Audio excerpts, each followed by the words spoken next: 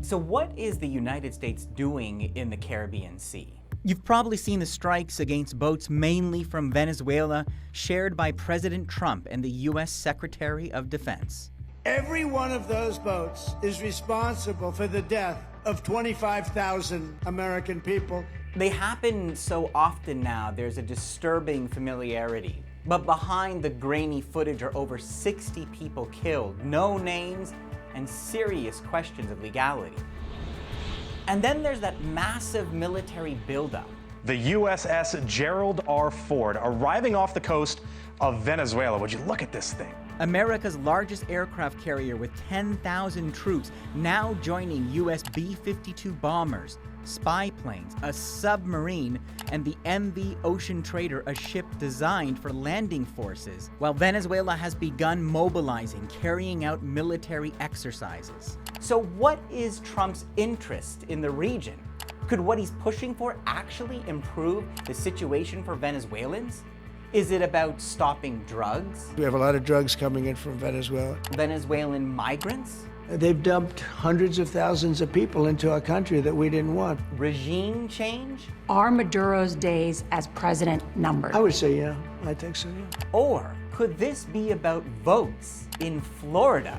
We'll get to that, but first, let's look at the lay of the land. So, here is United States, and here is the Caribbean Sea with a massive military buildup, and here is Venezuela, according to Washington, a major source of drugs going to the US. Every boat that we knock out, we save 25,000 American lives. And you see that fentanyl all over the ocean. So we decided to check that with John Walsh. He's with the Washington Office of Latin America. Recently, they published a fact check on America's anti-drug offensive. Let's start with fentanyl, the deadly scourge of the opioid epidemic. It needs to be clearly stated, 0.00% of fentanyl that arrives in the United States comes from Venezuela, the Caribbean, or South America for that matter. He says if fentanyl is the issue, it isn't coming from here, but here, Mexico. The fentanyl illicitly manufactured that arrives in the United States is almost entirely coming from Mexico, based on precursor chemicals imported into Mexico, mostly from China, not exclusively. So it's not fentanyl. What about cocaine? According to the Drug Enforcement Administration's own 2020 report, only 8% of the cocaine that came through the Caribbean corridor originated from Venezuela. Most of it comes from the country next door, Colombia, via the Pacific. A lot of the cocaine that does exit through the Caribbean, including through Venezuela, is not even bound for the United States. It's bound for Europe and other markets to the east. All right, if it's not about the drugs, is this about power? There's a political philosophy that's all the rage in Republican circles called the Monroe Doctrine. Bear with me for a moment. We need to go back to 1823. That's when, in a speech to Congress, President James Monroe put the nations of Europe on blast, telling them the Western Hemisphere, all of this, was off limits.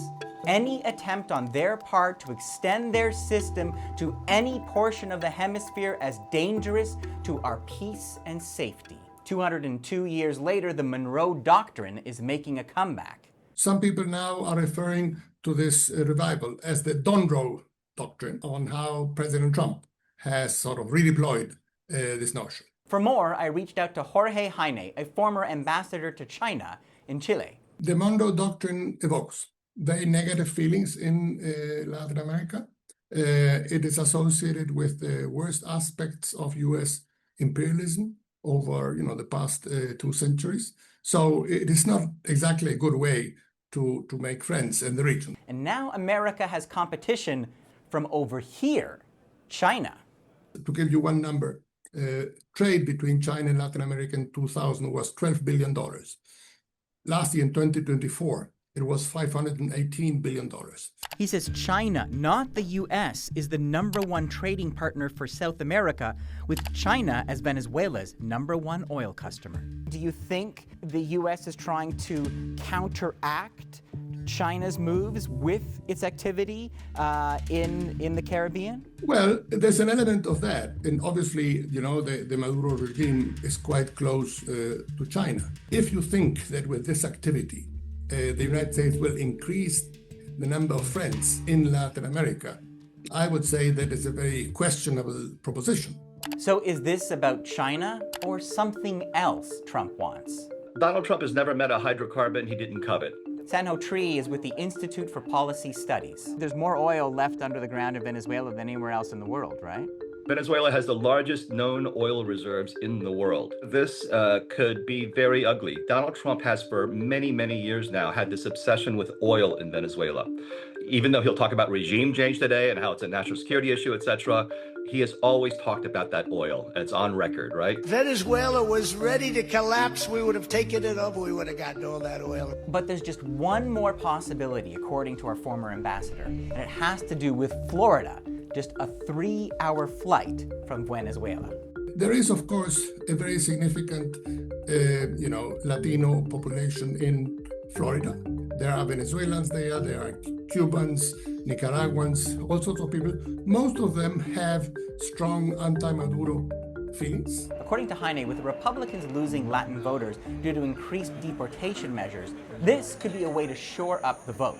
This attack on Venezuela and trying to, get rid of Maduro, regime change in Venezuela, is a way of appealing to that electoral base. But whether it's votes or oil or China, what's missing? What do Venezuelans want? Well, the answer may surprise you.